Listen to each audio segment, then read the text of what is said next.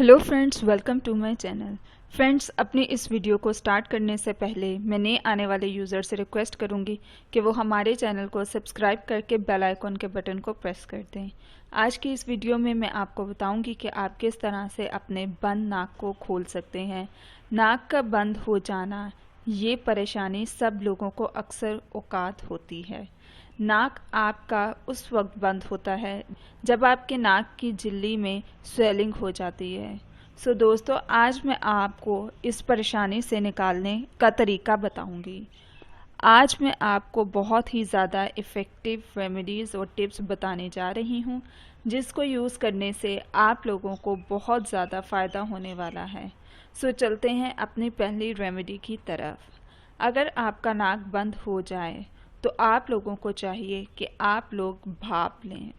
भाप लेने से बंद नाक खुल जाता है।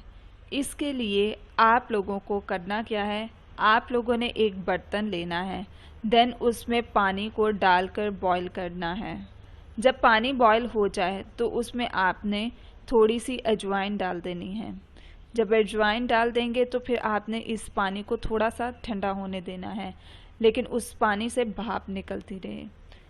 जब थोड़ा ठंडा हो जाए तो फिर आपने कोई टॉवल की मदद से अपने सर को ढांपना है और भाप लेनी है। भाप के ऊपर जब आप अपना नाक रखेंगे तो आपने सांस लेना है।